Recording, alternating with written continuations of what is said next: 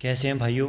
मैं अर्जुन त्यागी एक बार फिर से आपके सामने हाजिर हूँ सामान्य हिंदी की क्लास लेकर। ठीक है, और ये आपकी हिंदी आपको यूपीएसआई में, ठीक, और पीसीएस, आरओ, एआरओ तीनों परीक्षाओं में काम आएगी। ठीक है, और बस नोट्स बना लो, नोट्स बनाते रहो मेरे साथ। और चलिए शुरू करते हैं क्लास को। हिंदी भाषा के मुख्य तथ्य मैं आपको जो इसकी स्टार्टिंग है वो थोड़ा ऐसे ही बता देता हूँ पहले, ठीक है, डिटेल में। फिर उसके बाद चालू करेंगे, देख लेते हैं क्या क्या है और स्टार्ट करते हैं। हिंदी शब्द का जो जन्म है वो सिंधु शब्द से हुआ है। जो हिंदी शब्द का जन्म है वो सिंधु शब्द से हुआ है। ठीक है, सिंधु शब्द से हिंदी शब्द का जन्म हुआ है। जो हिंदी शब्द का पहला प्रयोग ईरानियों ने किया था।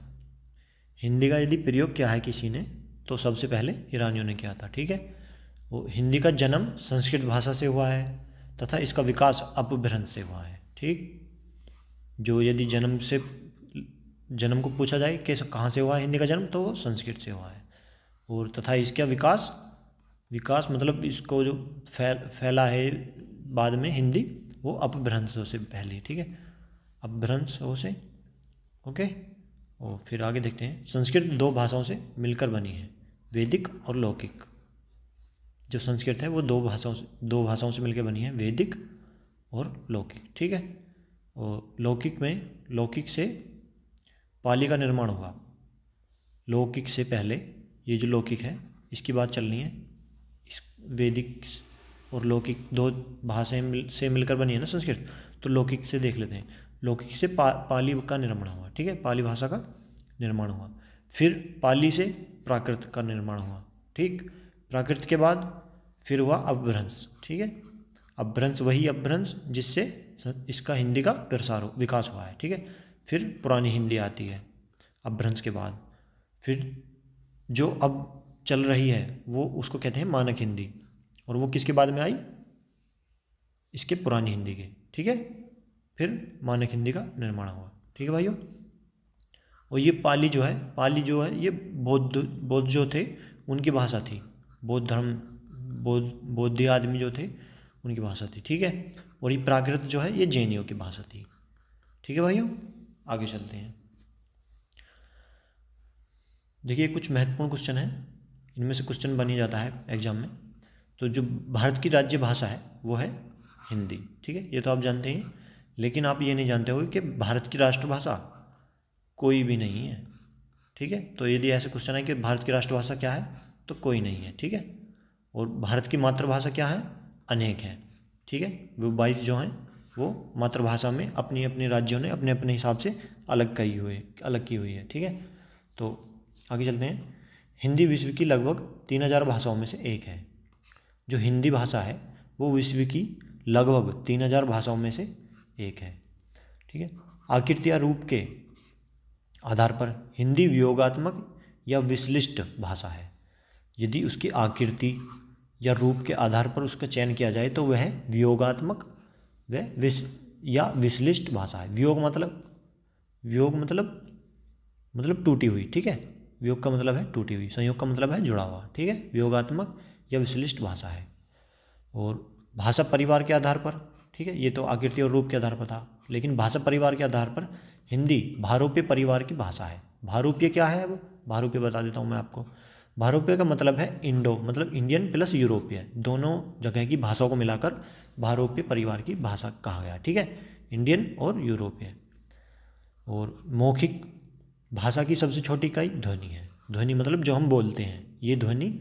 मौखिक मतलब मुँह से जो बोलते हैं उसे मौखिक कहते हैं। ठीक है, भाषा की सबसे छोटी इकाई ध्वनि है, लेकिन लिखित भाषा की सबसे छोटी इकाई वर्ण है। ठीक, वर्ण जैसे क्या है, ठीक है, ये वर्ण है। और भाषा की सबसे छोटी इकाई वर्ण है, भाषा की भी सबसे छोटी इकाई वर्ण ही है। ठीक है, लिखित भाषा की सबसे छोटी इकाई यदि ऐसे पूछे क्वेश्चन तो वो भी वर्ण ही है। ठीक है भाइयों, और आगे चलते हैं। अब मैं आपको बताता हूँ, देखो मौखिक की तो ध्वनि होगी, ठीक, और लिखित की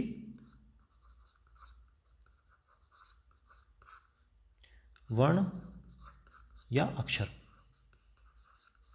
अब मैं आपको बताता हूँ अक्षर कैसे। देखो, जैसे कमल है, कमल में कितने अक्षर हैं? 6, लेकिन वर्ण कितने हैं? 3। वर्ण कितने हैं? 3। अक्षर कितने हैं? 6। अब देखिए मैं आपको ये बताता हूँ कैसे, ठीक है। देखिए जी, कै, ए, आधा में, ये आधे को निरूपित वो करता है, मतलब प्रदर्शित करता है, ठीक है, ऐसे आधा बनता है, ठीक है।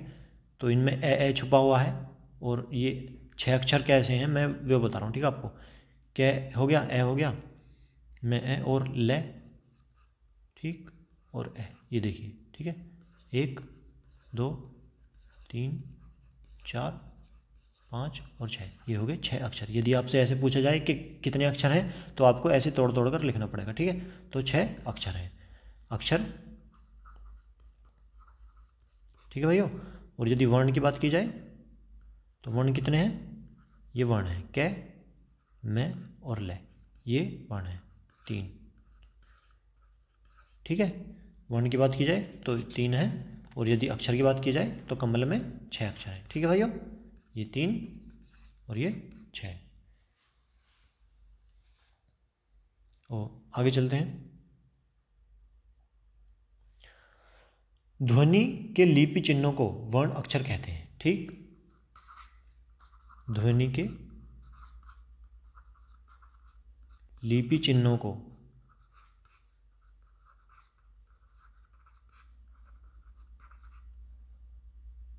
वर्ण या अक्षर कहते हैं, ठीक है। ध्वनि के जैसे कै, ए, ये ध्वनि में आता है, ये ए जो है, तो ये, लेकिन ये वर्ण है और अक्षर भी है, ठीक है। तो यही कहा गया कि यहाँ पे ध्वनि के लिपि चिन्हों को वर्ण या अक्षर कहते हैं, ठीक है भाइयों, समझ गए। आगे चलते हैं। अब देखिए मैं आपको लिपि बता देता हूँ, लिपि और ये भाषा क्या होती है, लिपि क्या होती है, ठीक है। जैसे ये लिख रहा है यहाँ पे, राम का घर,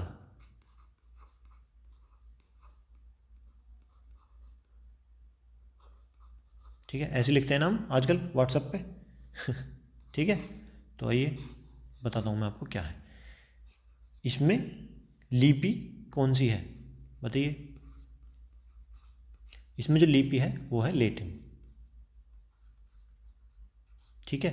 लेकिन इसकी भाषा कौन सी है? भाषा इसकी हिंदी है, ठीक है। इसको लिखा जो जाता है उसको लिपि कहते हैं। जैसे ये है ना, ये लिपि है, लेकिन इसको जो बोला जा रहा है वो भाषा है हिंदी, ठीक है। राम का घर, इसकी तो लिपि हुई क्या? लैटिन, लेकिन भाषा क्या हुई? हिंदी, ठीक है भाइयों। और अब देखिए एक एग्जांपल और दिखा देता हूँ मैं आपको। जैसे ये लिखा है राम का घर, ठीक है। तो इसमें लिपि क्या है? इसमें लिपि है देवनागरी, ठीक। लिपि क्या है इसकी? देवनागरी, लेकिन भाषा हिंदी है, ठीक। भाषा हिंदी और लिपि देवनागरी, ठीक है, समझ गए। ये जो हम अपनी हिंदी को लिखते हैं ये हम देवनागरी लिपि में लिखते हैं, ठीक है। लिपि उसका आकार तय करती है, उसका मतलब जो आपकी वर्ण या अक्षर हैं उनका जो आकार है वो लिपि कहलाता है। हमारी जो है भाषा हिंदी, जो हम मेन लिखते हैं वो देवनागरी लिपि में लिखते हैं, ठीक है। यदि ऐसे लिखते हैं हम जैसे व्हाट्सएप पर जो लिखते हैं वो हमारी लैटिन लिपि है, ठीक है भाइयों, समझ गए। लेकिन वो भाषा वो भी हिंदी है और ये भी हिंदी, ठीक है।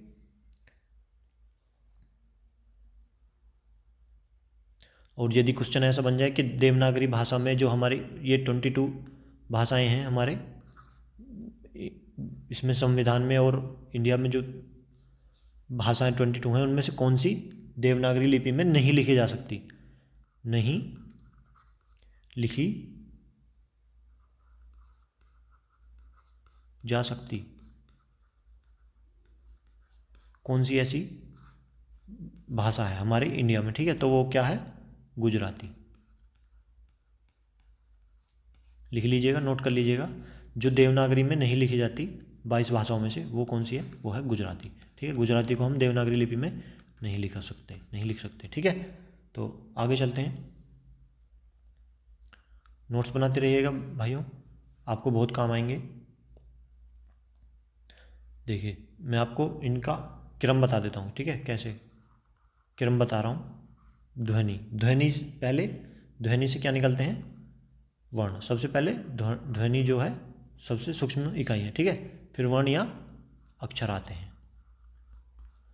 उससे नेक्स्ट नंबर पर। ठीक है, ये इनके जो इकाई हैं उनका क्रम है। ठीक है, तो ध्वनि, वर्ण, अक्षर, फिर आते हैं आपके शब्द। अक्षर से और वर्णों से क्या बनता है? शब्द। ठीक है भाइयों, फिर क्या आता है? फिर शब्दों से मिलकर क्या बनता है? पद। ठीक है, और पद से मिलकर क्या बनता है? वाक्य। ठीक है, और जब बहुत सारे वाक्य एक जगह हो जाएं तो उसको क्या कहते हैं? अन्विति। ठीक, क्या? अन्विति। अन्विति क्या होता है? इंग्लिश में पैराग्राफ आपने सुना होगा। ठीक है, पैराग्राफ, उसको अन्विति बोलते हैं हिंदी में। ठीक है भाइयों, वाक्य सबसे पहले ध्वनि, फिर उससे वर्ण या अक्षर, वर्ण अक्षरों से मिलकर शब्द बनता है, उससे मिलकर पद बनते हैं, उससे पदों से मिलकर वाक्य बनता है। ठीक है, और वाक्य जब बहुत सारे एक जगह हो जाएं तो पैराग्राफ बनता है, जिसको अन्विति कहते हैं। ठीक है भाइयों, ये भाषा का विकास का क्रम है। भाषा के विकास का क्रम, भाषा का विकास क्रम।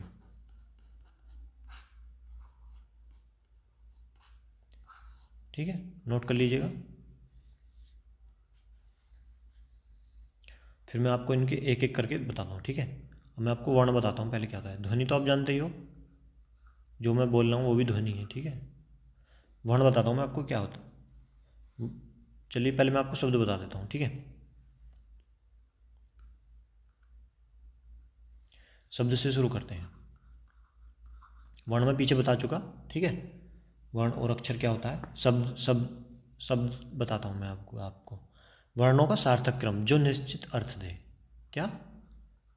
वर्णों का सार्थक क्रम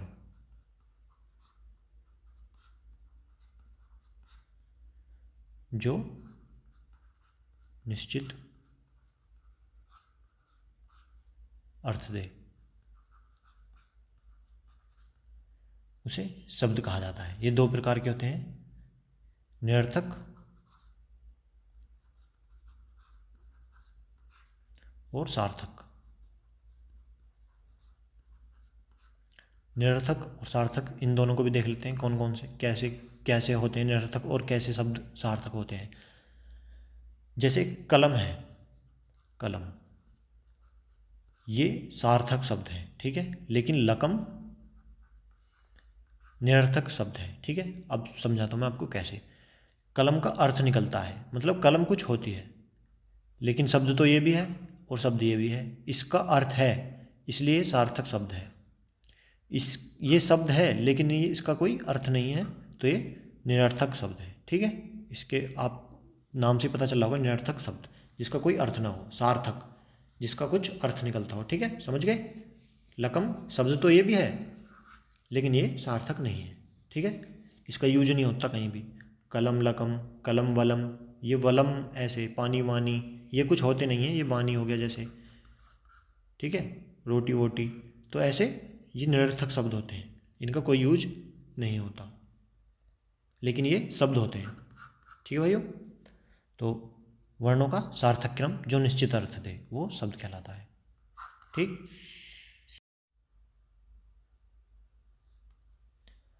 और जो ये सार्थक शब्द हैं, सार्थक शब्दों के साथ निरर्थक शब्दों का प्रयोग किया जा सकता है। ठीक है, सार्थक शब्दों के साथ ही निरर्थक शब्दों का प्रयोग होता है।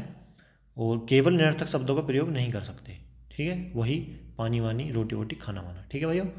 और मिलते हैं फिर नेक्स्ट वीडियो में, इससे आगे का अगले वीडियो में लाएंगे, ठीक है भाइयों। और जुड़े रहिए मेरे साथ और देखते रहिए एग्ज़ाम कंटेंट्स। और मैं इस पर आपके UPSI, PCS, RO, ARO समीक्षा अधिकारी, ठीक है, इसकी संपूर्ण तैयारी कराऊंगा, ठीक है भाइयों। बने रहिए, बस सब्सक्राइब कर दो और चैनल को, ठीक है भाइयों। और ये पेड ग्रुप भी चालू कर रहा हूँ मैं 25 से, ठीक है। तो आप मुझे मैसेज करके बता सकते हैं, मेरा नंबर है 9720622465। आप मुझे इस नंबर पर मैसेज कर दीजिएगा व्हाट्सएप, ठीक है। तो आपको पेड ग्रुप में ज्वाइन कर लिया जाएगा, ठीक है।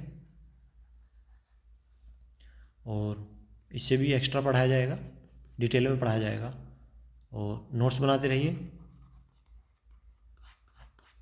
ठीक है भाइयों। मिलते हैं नेक्स्ट वीडियो में। वीडियो समाप्त हुआ। आई होप वीडियो आपको अच्छी लगी है। आप अपना एक्सपीरियंस कमेंट करके बता सकते हैं। और अभी तक आपने मेरे चैनल एग्ज़ाम कंटेंट्स को सब्सक्राइब नहीं किया है तो सब्सक्राइब कीजिए। और हाँ, बेल आइकन दबाना न भूलें, इससे आपको मेरी वीडियो की नोटिफिकेशन मिलती रहेगी, ठीक है भाइयों। Thanks for watching. मिलते हैं नेक्स्ट वीडियो में।